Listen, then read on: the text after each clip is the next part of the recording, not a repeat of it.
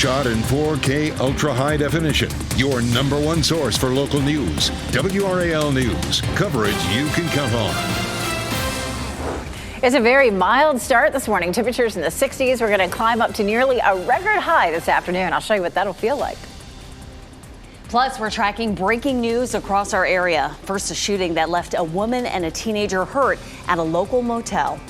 And then to that Amber Alert you probably saw and heard on your phone last night. We are learning more about the man accused of abducting this 9-month-old boy. And extra security in place at Knightdale High School after a social media threat. Our team has you covered on it all.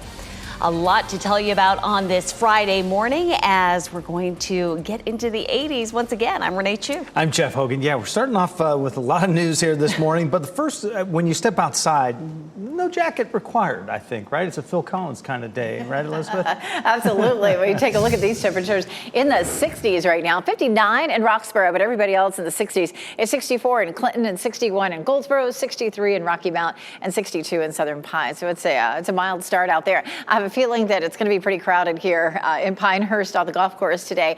We do have a southwest wind at 9 miles per hour that continues to warm things up for us for the day today, looking again at these very warm temperatures. And these temperatures are anywhere from, say, 5 to 10 to 12 degrees warmer than they were yesterday. And yesterday was a warm day. We take a look at our forecast, and it's just off the charts up there. Temperatures are going to climb up into the upper 80s. Today stays nice and dry, but we're still on track to have at least a little bit of rain tomorrow. It shouldn't ruin your whole Saturday, though. We'll walk through the timeline coming up. Thanks, Elizabeth. We have breaking news we're following this morning. A teenager and a woman are recovering after a shooting at a local motel. Police spent hours at the Travel Lodge on Cedar Creek Road in Fayetteville overnight. Michael Grace was there in the WRAL Breaking News Tracker until officers left. That was about 2 a.m. and he joins us now live from the police station. Michael. Yeah, good morning, Jeff. And right now, police don't have anyone in custody at this time, but they told me they do believe they know who the shooter is. Now, take a look at this video from the WRAL Breaking News Tracker of the scene. This video also coming to you just before 2 a.m. You can actually see the room the woman and the teen were shot in there at the Travel Lodge. The shooting happened just before 10 last night. The woman was shot in the back of the leg. The 13-year-old was grazed by a bullet. Now, this is the second shooting at this specific hotel recently. Back in August, 2 people were shot. One of them died. Right now, still, again, working with police to learn who that shooter is. Live in Fayetteville, Michael Grace, WRAL News. Breaking this morning, nearly 12 hours later, an Amber Alert remains in effect for a 9-month-old boy. You may have seen the notification on your phone last night. We're also learning more about his father, who police say is the abductor. So this is Kason Monk. The 9-month-old weighs 30 pounds, was last seen wearing a white shirt, gray sweatpants, and a gray jacket. He's believed to be with his father, Dion Monk. Investigators say he's wanted in connection with the shooting in Greensboro, where he and Kason were last seen. 2 people were found shot at this scene. Monk has ties to our area as well. WRAL has learned he faces charges for stealing a gun in Harnett County back in January. He was last seen driving a burgundy or red Saturn Vue with a broken rear window. Call 911 if you see him or Kason. Extra security will be in place at Knightdale High School this morning after a threat was posted to social media. It's the latest in a string of threats at Wake County schools. WRAL's Nia Harden is at Knightdale High this morning. Nia. Well, obviously, any type of threat is a reason for concern. And when we talk about these threats, they have to be taken seriously. That's why today you're going to see additional police that will be here at Knightdale High School to keep students and staff safe. Now, this particular incident involved a social media threat against the school. The school's principal said law enforcement was called in and they don't believe it's a credible threat and warned making threats is a criminal offense. Dozens of schools have received threats since school started in Wake County alone. Here's a map showing where local and state leaders are working to find solutions to crack down on threats against schools. Now, today is an early release day. That does mean that students will be on a half day. Nia Harden, WRAL News in Knightdale. The search is growing this morning for the person who shot a teenager in Durham. You can see bullet holes in a car in this video from the WRAL Breaking News Tracker. The shooting happened just before 5 yesterday evening on Elm Street. The teen who was shot is in the hospital with life-threatening injuries. Another teen was shot just hours earlier in a drive-by. Since the start of the year, 15 people under the age of 18 have become victims to gun violence in Durham. Neighbors say they are fed up. I refuse to be a prisoner in my house. Now, I came out here to talk to these neighbors, and they feel the same way. They scared to come out their house.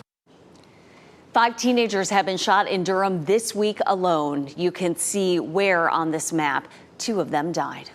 We're working this morning to get answers about a serious crash involving a motorcycle in Wake County. The WRAL Breaking News Tracker got this video of the scene on Penny Road last night. It happened near Blaney Franks Road in an area with sharp curves. Penny Road has since reopened. Troopers have not said if anyone was hurt. Breaking news overseas, a U.S. contractor is dead and 5 service members and another contractor are hurt after a drone strike on a base in Syria.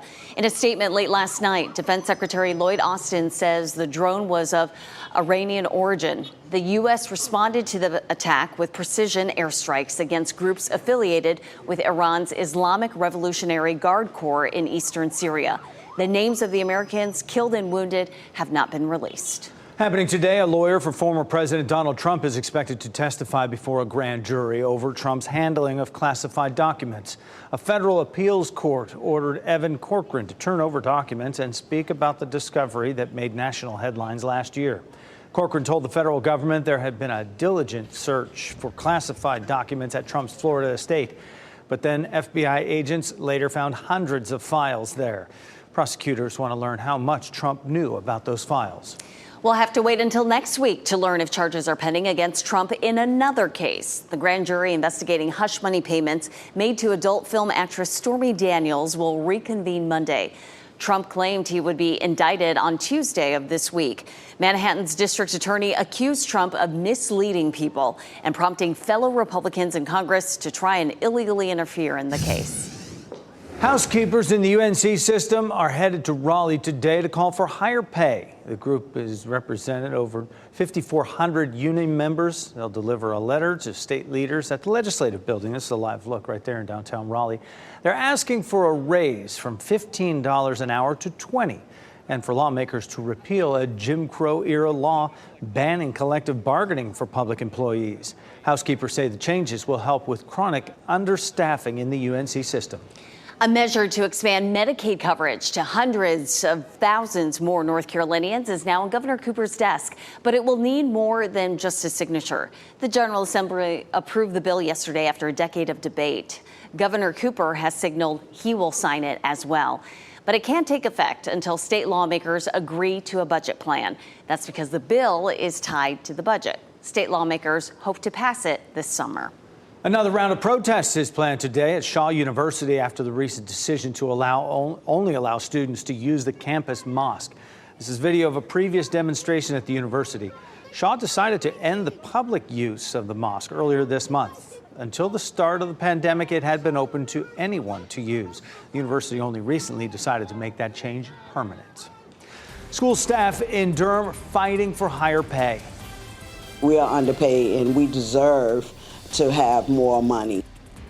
And just ahead, how much a pay raise would cost and the options school leaders are now weighing in on. Plus,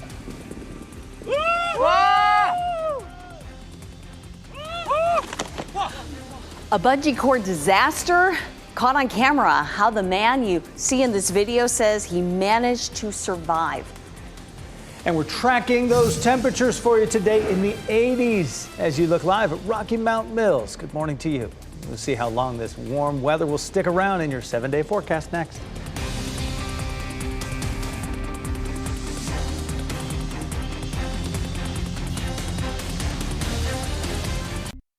From the WRAL Severe Weather Center, North Carolina's most experienced team of meteorologists. It is 4:42. It's a warm start for us out there this morning. Right now, our skies are clear. It's going to be a gorgeous day as long as you like it warm. Today's the day that we are likely to tie or even break some record highs across our area. So nice and quiet here in downtown Raleigh right now. You may not even need a jacket heading out the door. As Jeff said a little earlier, temperatures are in the 60s right now. And of course, we're headed well into the mid to upper 80s. We take a look at your exercise forecast. I mean, to me, I feel like 60s is perfect exercise weather, especially if you're out running or doing something that's fairly aerobic. It's going to be pretty toasty in the afternoon at 4 o'clock, looking at 88 degrees, and we'll stay in the 80s through much of the evening. It'll be nice and bright today, but I'm tracking that line of showers tomorrow. I'll show you coming up. Arrest affidavits are revealing more about the Colorado dentist accused of poisoning and killing his wife. James Craig appeared before a judge yesterday on a murder charge. Angela Craig was pronounced brain dead Saturday. She had gone to the hospital 3 days before, complaining of a severe headache and dizziness. And police found searches on his computer, including how many grams of pure arsenic will kill a human. They say Craig then bought arsenic and cyanide and put it in his wife's protein shakes. The couple have 6 children together. Police are still trying to sort out a motive after human remains were found in a burn pit at a home in Cary. We learned last night the homeowner, Ian DeLauder, has died. He was found in an RV at the property on Dorset Drive on Sunday. Police say he shot himself. They also think he killed Cecily Walker Scott. Officers identified her remains in that burn pit. Investigators have not said how she died. We're working to learn what caused an outage at Durham's 911 call center. It lasted several hours last night. Access was restored before 8 p.m. Police tell us several other counties were reporting similar issues with their call centers. Transgender female athletes will soon be banned from competing in international women's track and field events. World Athletics announced it will block any athlete who had gone through male puberty from female competition categories. The organization says it is basing its limits around puberty instead of testosterone levels after getting feedback. World Athletics says as of now, there are no transgender athletes competing internationally. School employees in Durham are pushing for higher pay as the Board of Education prepares its new budget. We really need to be paid, and teachers are underpaid. They really need to be paid what they're worth. They made their voices heard last night to the board. A recent study shows it would cost around $11 million to raise pay for classified staff members like instructional assistants and bus drivers. Earlier this week, Wake County schools raised pay for educators with master's degrees and additional bonuses for bus drivers. We can do master's pay, if it's not this year, then next year. Like, we're going to work on parental leave, like we've talked about. A public hearing on superintendent's budget is next month. The board will vote on it after that. Today, people living in Lewisburg can get free access to over-the-counter medicine. NC Medicist is hosting a mobile-free pharmacy event on the campus of Vance Granville Community College. Anyone 18 and over is welcome to pick up cold medicine, allergy medication, and first aid supplies for free. There will also be free health screenings. No ID required. Medicine is first come, first served. The event runs from 9 until 2. You can watch military and recreational planes take off while you eat dinner in Smithfield. That's the concept behind Low and Slow Smokehouse at Johnston Regional Airport. The planes coming in and out at a very personable level is just different, and it's something no one else has. And there is a full menu and lunch and dinner buffet with pulled pork, ribs, fried chicken, potatoes, mac and cheese, banana pudding, lots more there. There's a discount for members of the military who use the airport daily. Look for this story on WRAL.com. Yeah, they have an observation deck at RDU as well. If you get a good day, it's a fun time. Elizabeth Gardner in the WRS Severe Weather Center. Today might be one of those days. You know, that's one thing. When the kids were little, you would go out there. Matter of fact, they have a little playground there, too, at RDU. The kids love watching the planes take off and land. And if you're trying to if you have a little kid and you're like trying to get them out to dinner, you know how that is with their toddlers. You got airplanes taking off and landing. That guy's onto something, I'll tell you what. Right now, it's looking absolutely gorgeous gorgeous out there. Temperature 60 degrees. Our skies are clear. It's possible that there could be a little patchy fog at some point this morning. We haven't seen any of that develop just yet. Temperatures will climb into the 70s by lunchtime. So speaking of eating outside, boy, today would be a perfect day to have your lunch outside. 61 in Fayetteville and Goldsboro, 62 right now in South Hills. It's a really warm start. You remember yesterday afternoon, the wind started to pick up during the afternoon. We're going to see the same thing again today. Our wind out of the southwest at about 10 to 15 in the afternoon, but gusting 20 to 25. It's not, not anything that's going to cause any damage or danger. It's just going to be, just a little unpleasant to have the breezy conditions in the afternoon.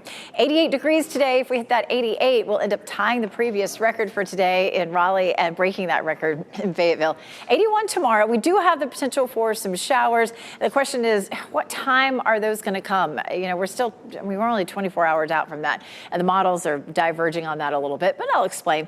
Sunday, looking at 83 degrees under mostly sunny skies. Looks absolutely beautiful. So record warmth for tomorrow. We could tie the record set back in 1929 at RDU, and in Fayetteville, we could break it or tie it, come close. Anyway, 87 was the record set back in 1939. Here comes the next band of showers and thunderstorms. We do have this pretty significant looking line of rain and storms back to our west. We're not likely to have any severe weather with this, but we'll see a little bit of cloud cover popping up here and there. You can see that pops up here this morning. But for the most part, we're going to see mostly sunny skies, maybe partly cloudy for part of the day. We have a front that'll drop into the north and bring some showers up into Virginia, but it doesn't move all the way into our viewing area.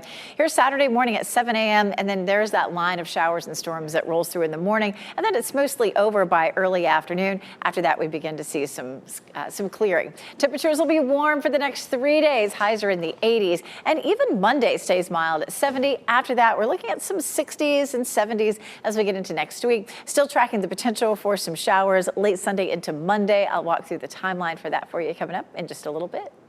All those spring seasons are starting now. North Carolina Courage have their home opener this weekend. And while there are a lot of new players this season, there is one face you will likely recognize who has a lot of ties to our area.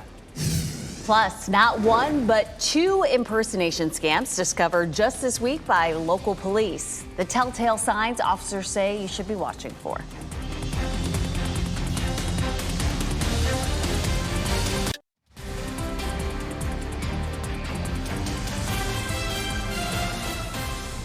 .53 is the time of your Friday morning, and a good morning to Sanford. This is a live look from our WRAL live cam network. We're expecting temperatures to reach into the 80s today. North Korea claims it is testing an underwater drone capable of carrying a nuclear warhead that could create what it calls a radioactive tsunami. North Korea's state-run news agency says the country detonated a test warhead yesterday afternoon. The report claims the weapon has been in development since 2012 and has undergone more than 50 tests in the past 2 years. This comes as Kim Jong-un is warning the U.S. and South Korea that they should end the joint military drills. We're getting a peek at the next electric SUV from VinFast. That's a Vietnam-based electric car maker building a factory in Chatham County. WRAL's Brian Schrader has a look at the upcoming model. They're calling it the VF9, and VinFast says it eventually will be sold in the United States. Now, here's a look at the SUV. Reuters quotes VinFast as saying the VF9 will have 3 rows of seats and 2 electric motors. It also says the SUV is going to be able to charge to 70% from 10% battery in just over a half hour. Prices will start at $83,000. And Reuters says that after Vietnam, VinFast plans to sell the VF9 in the United States in the next few months. Earlier this month, we learned that VinFast will not start producing vehicles from its Moncure factory until 2025. Originally, it planned to produce them beginning in 2024. Last week, we learned that several key executives left the company. But Chatham County's manager tells WRAL News the departures have no effect on the company's plans in Chatham County. And you can read more and see those pictures of the VF9 in our story at WRALTechWire.com. I'm Brian Schrader, WRAL News. Pretty sharp ride right there. North Carolina Courage have their home opener tomorrow, and there's a lot of new players this season, but there is one face you might recognize. The team now has U.S. women's national team defender and former UNC star Emily Fox. The Courage lost Captain Abby Ursig and fellow national teamer Carson Pickett in the deal. Tomorrow's opener starts at 2 in Cary. And fencing fans are gathering at Cameron Indoor Stadium today for the 2023 NCAA Championship. The men's competition wraps up today, and the women compete this weekend. Duke has several athletes in this competition. UNC has 2. A dairy cow named Doris is getting attention online for struggling to get up in the morning. Take a look as every other cow on a farm in England got up and left for milking. Except for Doris. Doris is actually pretending to be asleep. Doris, come on. I see your ears moving. Come on, I can see your eye. Yeah. Yeah, so the Doris's owner figured this whole thing out. He knew she was faking because about 30 seconds before, she had popped her head up and looked straight at him. So he adds that she has a fantastic personality and is definitely more person than cow. Doris has already racked up over 1 million views on TikTok. I feel you, Doris. It is hard to get up some mornings. A close call during a bungee cord jump is going viral. Take a look.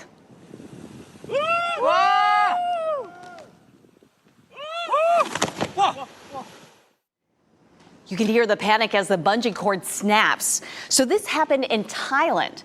The 39-year-old tourist in the video says he had serious bruises when he hit the water. He managed to swim to the surface, even though his legs were tied.